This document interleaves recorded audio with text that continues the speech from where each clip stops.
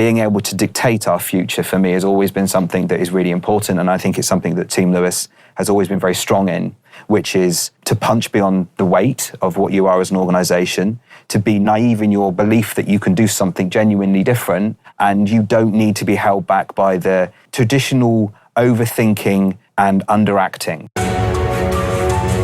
My name's Mike Lander, and you're listening to Higgle, the B2B Sales Club podcast, where we bring you actionable insights about sales RFPs, negotiations, and difficult procurement discussions from sales leaders, brand leaders, and procurement leaders. Please subscribe to get updates when new episodes are released.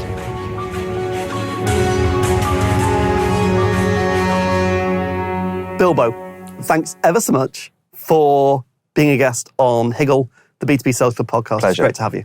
Lovely to be here. And for being in your amazing studio. I've never done this before. I've not shot one live. So this will be a new experience for me.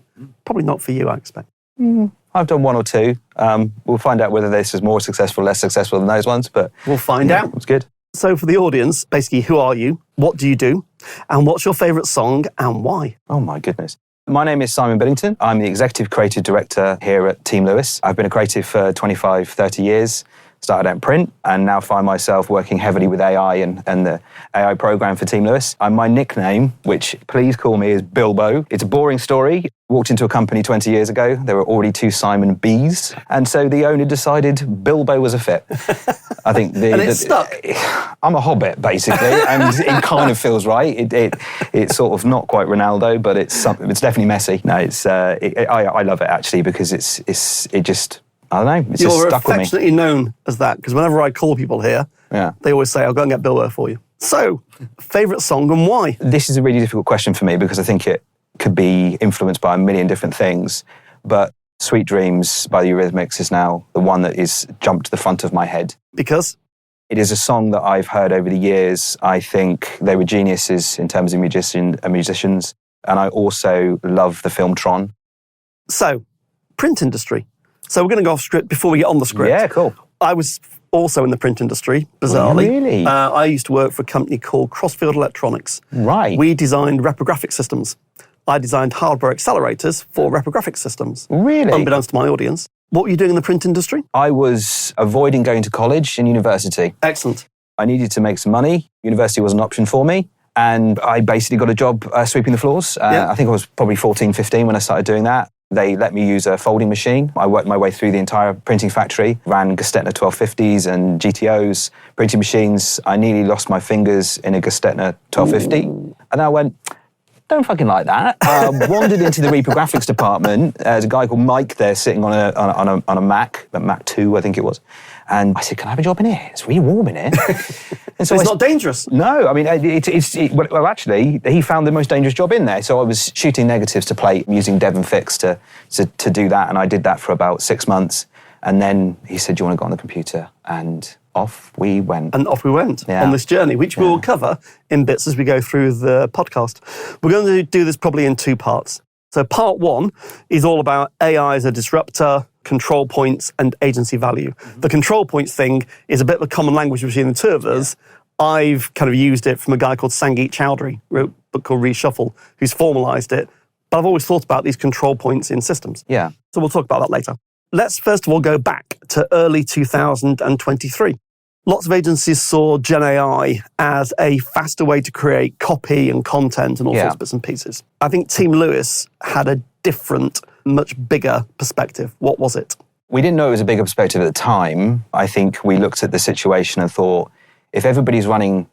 Have you seen World War Z? This will make sense in a minute. No, I haven't, no. Okay, so World War Z is a zombie apocalypse film, Brad Pitt in a starring role. It wasn't very successful, but I did watch it. The world is being overrun by zombies, except one place, Jerusalem.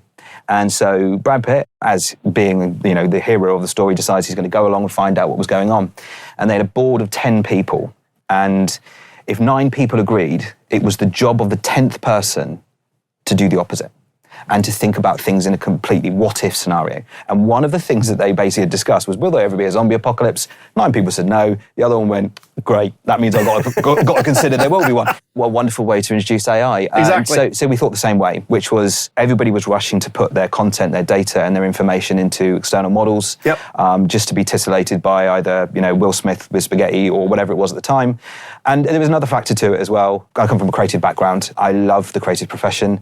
I think that creative people are some of the most brilliant people on the planet and the most challenged people on the planet. And I think what they do is really special. And when I was being told AI was going to eat my lunch and basically AI was going to be the creative force in the future, I said, fuck that. Sorry, I'll probably not swear. And you can be yourself. Don't say that. Horrible thought. So we basically looked at it and said, well, what's the antithesis to this? What's the way we could go that's different? People were sort of using it for very specific reasons. And we looked at it and said, well, we want to build a platform that, number one, is secure. I want to make sure that anything that my client has historically is secured, safe, and able to be available to them at any time.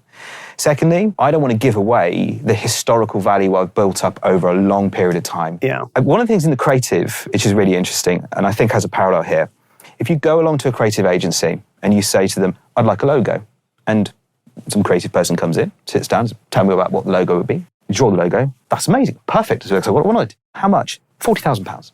I'm not paying for that. It took you 4 minutes. No, it didn't. No, it didn't. It took me 30 years. Correct. That is what we wanted to put into an AI model. Save it, secure it, keep it safe, make it work for you.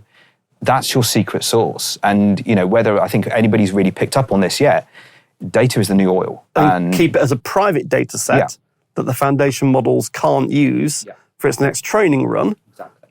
So that's the value piece that it's another control point. Yeah, and things like with the generative AI models that sort of even at the first early stages and still to this day, they do learn, but slowly. And I didn't want that. I wanted to be able to think of it like a kid and be able to say, I don't want you to be 1 on day 1 and then 1 on day 2 and 1 on day 3. I want you to grow and I want you to learn and develop. And so that's where the principle of Psychic started, was let's find a way. And we had a background and experience in technical development. So, we've built CRM, CMSs, marketing automation platforms, the full holistic suite of technical deployment across all of marketing. So we inherently understood the infrastructure that goes into the marketing, mechanics, really. Yeah. And for me, there's also been this other little part, which I feel like I'm going to be a bit nerdy now, but one of the biggest frustrations for me has always been about how you get access to all that information, how you bring it together, and how you can make meaningful insights or data or outputs from that.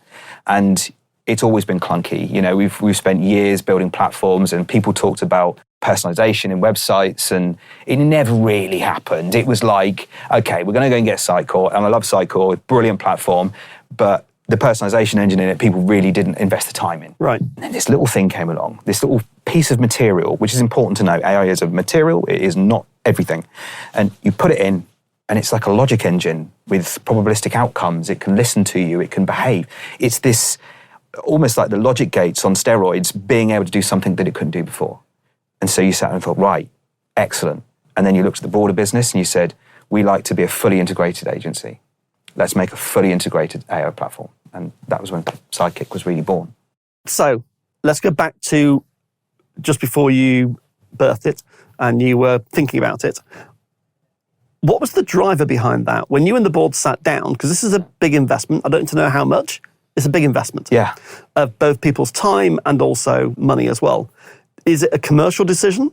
Is it a technological decision? Was it purely a innovation-based decision? What drove the decision to go down this journey, which was going to be expensive with relatively unknown outcomes? It's a really good question. Borderline horrible, but we'll see. We'll see where it goes, shall we? We wander through with it.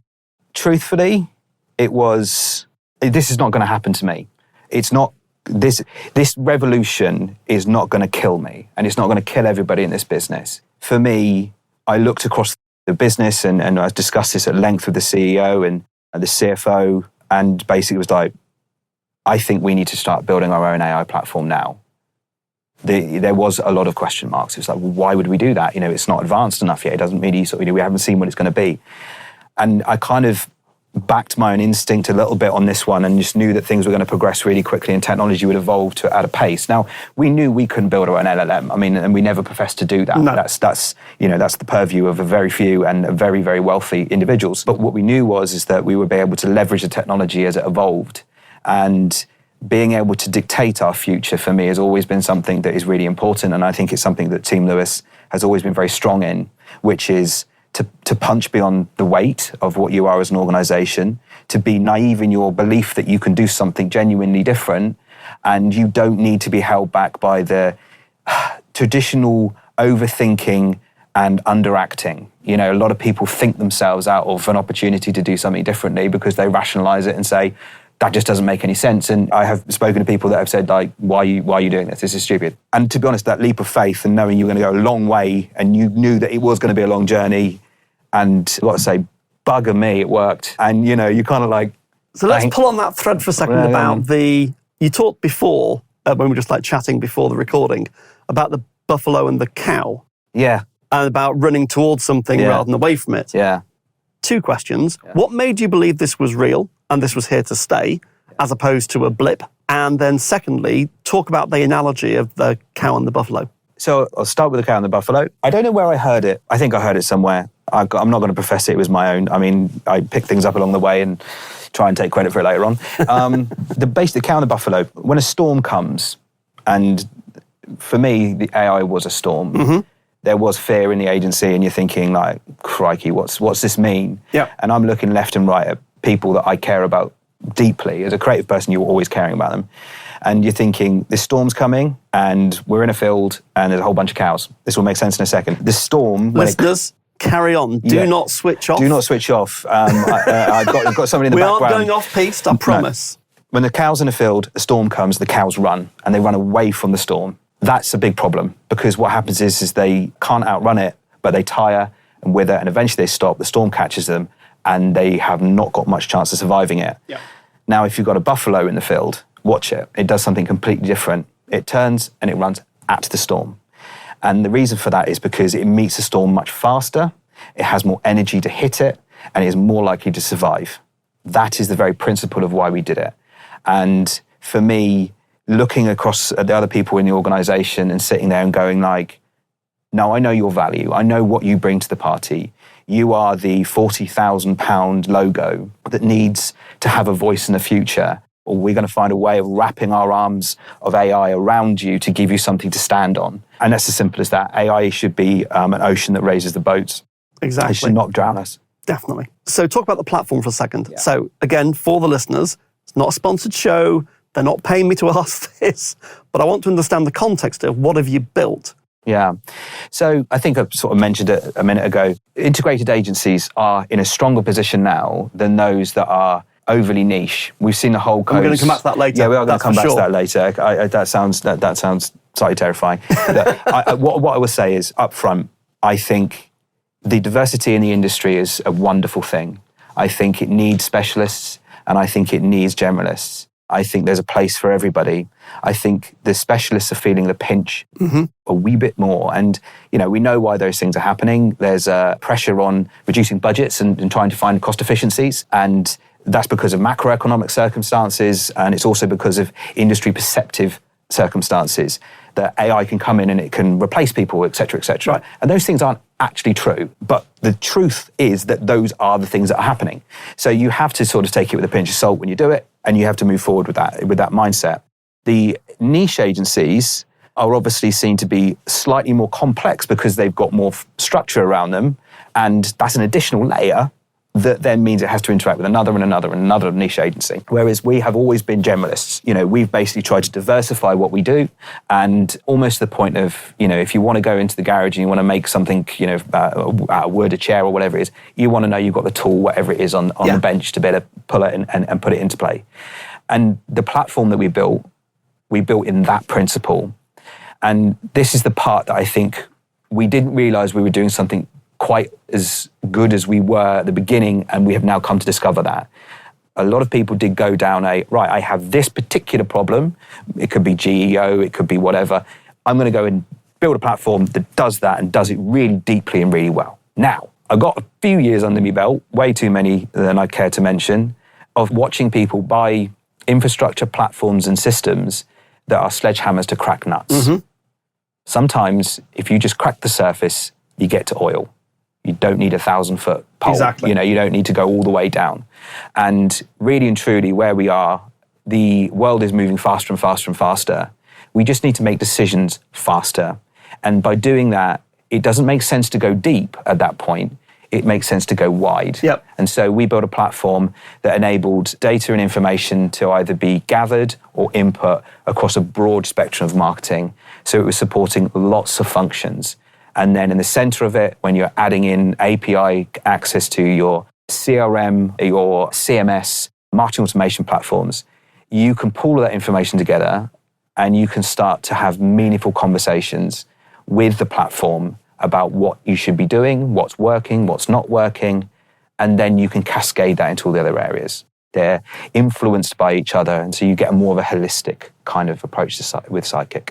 Perfect. So we're going to go back to something I'm going to say next, I think in part 2. Oh, cool. But I've got a theory. A reprisal. Go on. Theory might be a load of old bullshit, or it might be true. Don't know. Mate, I'm full of it, so go for it. I think what bigger clients need, and maybe mid-sized clients, they need an advisor sat by their side who understands marketing holistically and can help them understand how to more effectively deliver better outcomes from the budgets that they've got, ultimately. Yeah. So you need to be a growth advisor. Where can people find out more about you? You can go to teamlewis.com and you can go find out there, or you can hit me up on LinkedIn, Simon Billington. There's no Bilbo on it, actually. Maybe I'll add that. Maybe there should be. Yeah, exactly. Thank you ever so much indeed. So we've reached the end of part 1 of the episode with Simon Billington. We're going to have part 2 and indeed a part 3. So tune in for future episodes. Thanks for listening to Higgle, the B2B Sales Club podcast series with your host, Mike Lander. Please subscribe so that you'll catch all the next episodes.